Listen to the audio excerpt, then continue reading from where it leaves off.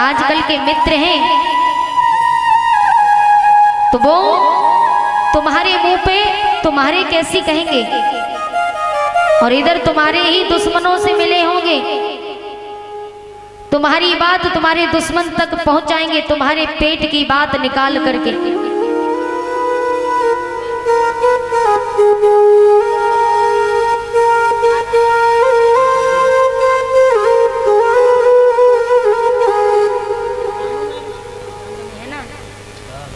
कोई बात नहीं। तो जिस समय जो मित्र होंगे हमारे पास बैठ करके हमारे दिल का सारा राज निकाल लेंगे, मीठी बोली बोल करके सारी बात निकलवा लेंगे, और वही बात जा करके तुम्हारे दुश्मन से बोल देंगे। आजकल इस दुनिया में ऐसा ही हो रहा है। हमारे पीठ पीछे हमारे ही मित्र चुरा घोंपते हैं, क्योंकि सामने से वार करेंगे तो समझ जाएंगे कि ये मेरा मित्र हो करके, और मेरे पेट में चुरा घोंप रहा है। इसलिए वो सामने से वार नहीं करते, पीठ पीछे वार करेंगे। इसलिए प्यारे कह रहा है सभी से,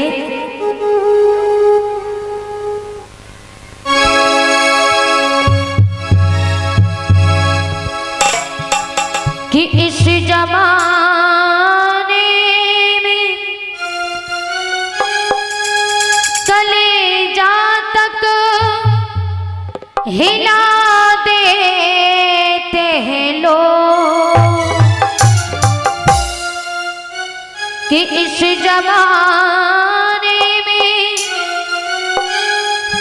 कलेजा तक हिला देते हैं लोग, सगे भाई को जहर हंसकर पिला देते हैं लोग, सगे भाई को जहर हंसकर पिला देते हैं लोग।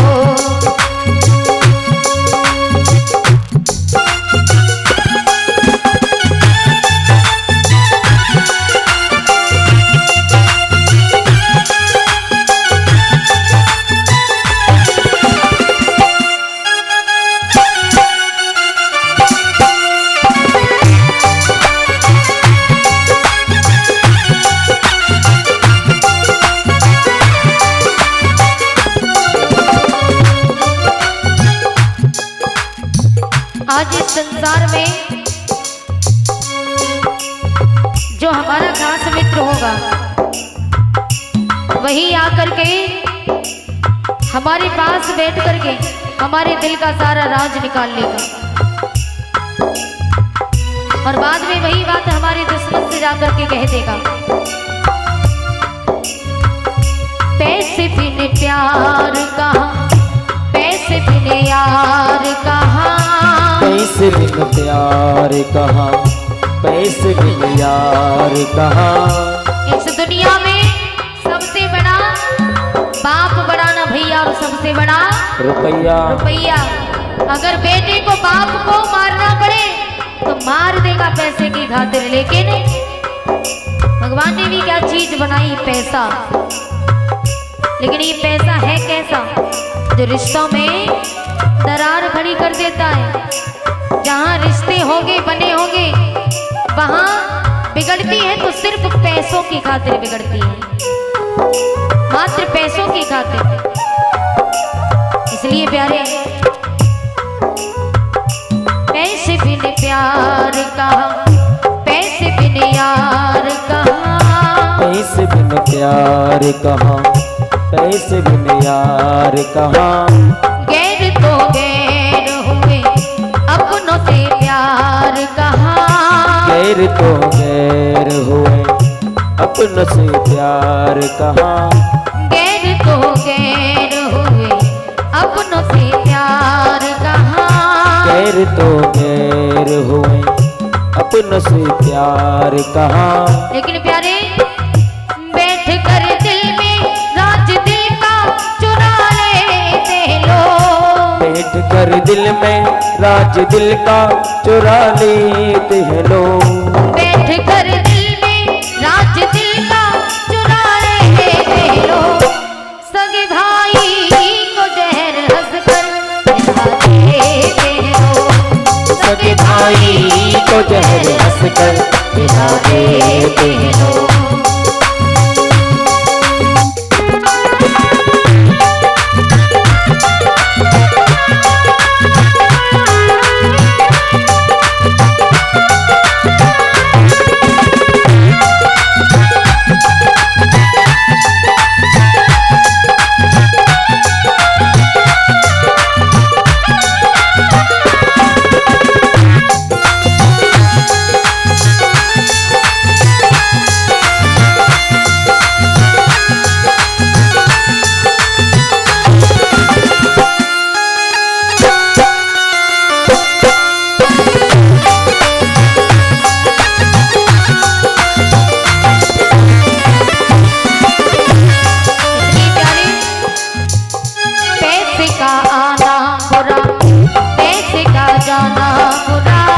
पैसे का आना बुरा, पैसे का जाना बुरा।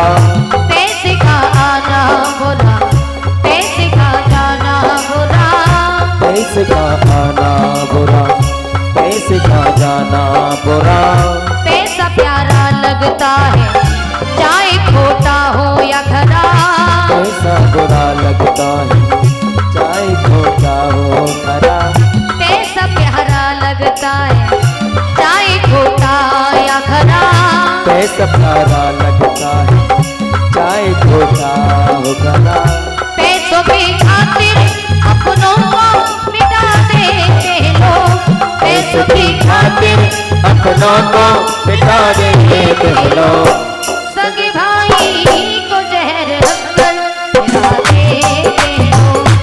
सगे भाई को जहर हंसकर खिला देते लोग। खिला देते लोग, खिला देते लोग, खिला देते लोग, खिला देते लोग, खिला देते लोग।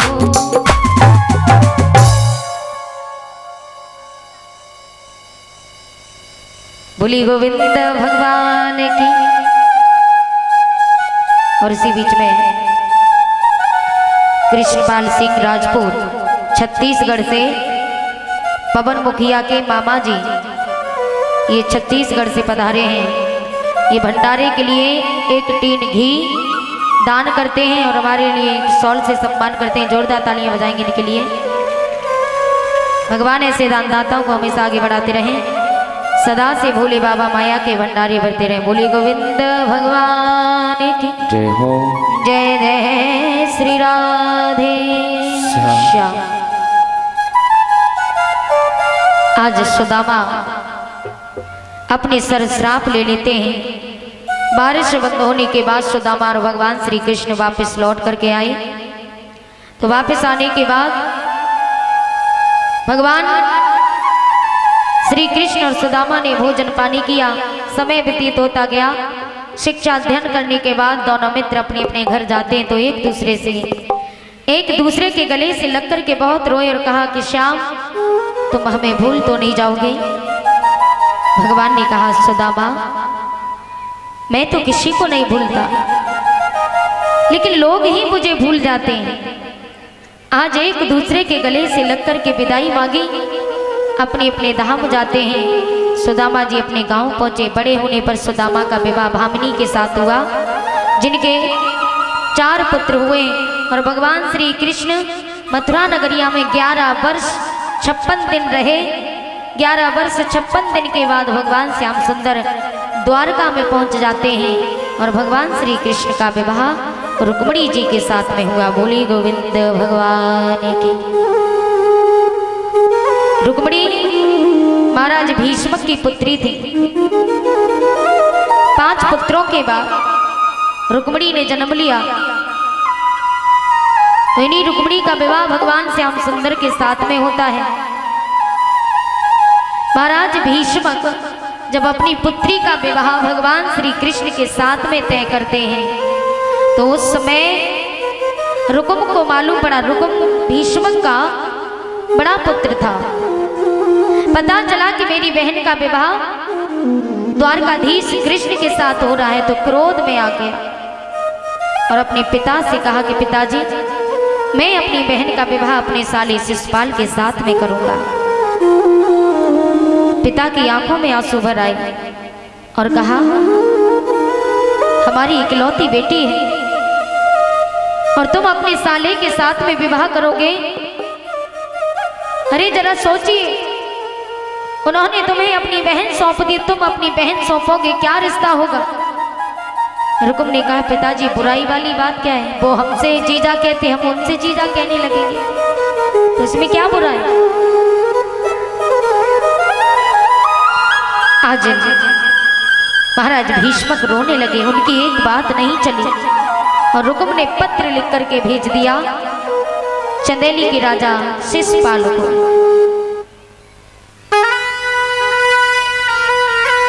प्रणाम मेरी स्वीकार करो, तुम भूप चंदेली के सतधारी, और कछु है मेरे पास नहीं, एक बहना दे रहे शरण तुम्हारी। पत्र को खोलकर के शिशुपाल ने पढ़ा तो इतना प्रसन्न हुआ कि भाभी के पास में पहुंचा और भाभी से बोला कि भाभी हमें दूल्हा बना दो। बोले दूल्हा? बोले पागल हो, तुमने अपनी बहन उन्हें सौंपी, उनकी बहन तुम्हारी कौन हुई? बोले भाभी, यदि मैं रिश्ता देखता रहूंगा तो सारा जीवन कुंवारा ही मर जाऊंगा, तुम मुझे दूल्हा बनाओ। भाभी को डांटने लगा तो भाभी दूल्हा बनाती हैं, सिर पे मोहर रखी तो छींक हो जाती है। जैसे ही सिर पे मोहर रखी तो छींक हो गई, तो भाभी ने कहा कि अभी भी समय है, मान जाओ, क्योंकि छींक सामने की बहुत बुरी होती है। छींक सामने की बुरी और कबहू न खाली जाए, ये कभी खाली नहीं जाती कि छींक सामने की बुरी और कबहू न खाली जाए। होए कलंक से भेंट या फिर जान निकाली जाए।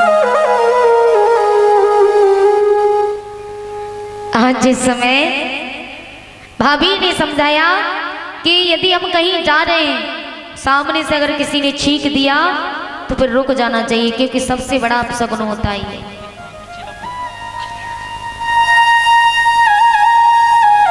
साफ साफ लिखा है कि होए कलंक से भेंट या फिर जान निकाली जाए।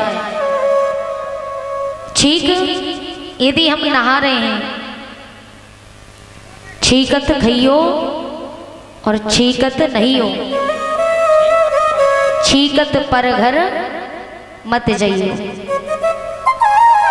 अगर भोजन करते समय छींक आ जाए या भोजन करने से पहले भोजन करने बैठ रहे हैं और छींक हो जाए तो मान लीजिए बहुत शुभ है, बहुत अच्छा है। स्नान करने जा रहे हैं तो छींक हो जाए तो भी बहुत अच्छा है, लेकिन हम कहीं जा रहे हैं तो किसी ने यदि छींक दिया, सामने से छींक हो जाए तो ये सबसे बड़ा अपशगुन है। तो हमें फिर जाना नहीं चाहिए, रुक जाओ, क्योंकि जीवन है, जीवन सही सलामत है तो काम फिर कर लेंगे, और जीवन ही नहीं तो सब काम धरा रह जाएगा, इसलिए सब्र कर लेना। आज भाभी ने बहुत समझाया, लेकिन शिशुपाल नहीं माना और बारात लेकर के कुंदनपुर में पहुंचा। कुंदनपुर में जब पहुंचा तो कुंदनपुर को चारों तरफ से घेर लिया।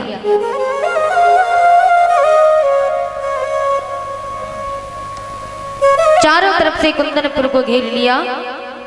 रुक्मिणी को मालूम पड़ा तो रुक्मिणी रोने लगी कि मेरे भैया ने मेरा विवाह अपने साले के साथ में तय किया है। भगवान श्री कृष्ण को याद करती है। तब तक एक बाबा जी आए, माताम भिक्षाम देहि, भिक्षा मांगने के लिए। रुक्मिणी को रोता देखा तो ब्राह्मण देव कहने लगे, बेटी क्या बात है, आज तो तेरी बारात आई हुई है, तेरी शादी है और तू रो रही है क्यों? कहा कि बाबा मैं इसलिए रो रही हूं क्योंकि मेरी शादी मेरे भैया ने अपने साले के साथ में तय कर दी है और मैं भगवान श्री कृष्ण से प्रेम करती हूँ, उनके बगैर मैं मर जाऊंगी। मेरा एक काम कर दो बाबा, मेरा ये पत्र लेकर के द्वारका में चले जाओ। ब्राह्मण देव ने मना किया, लेकिन रुक्मिणी मैया कहने लगी, बाबा यदि तुमने ऐसा नहीं किया तो मैं अपने प्राणों को त्याग दूंगी। तो ब्राह्मण देव पत्र लेकर के द्वारका में जाते हैं। तो द्वारका में पता पूछते पूछते जैसे तैसे लड़खड़ाते हुए उठते बैठते आराम करते जैसे तैसे जाकर के द्वारका में पहुंचे। तो भगवान श्री कृष्ण के पास में पहुंचे। भगवान श्री कृष्ण ने ब्राह्मण को देखा तो ब्राह्मण ने कहा, ब्राह्मण ने कही है गिरधारी। भगवान से बोले,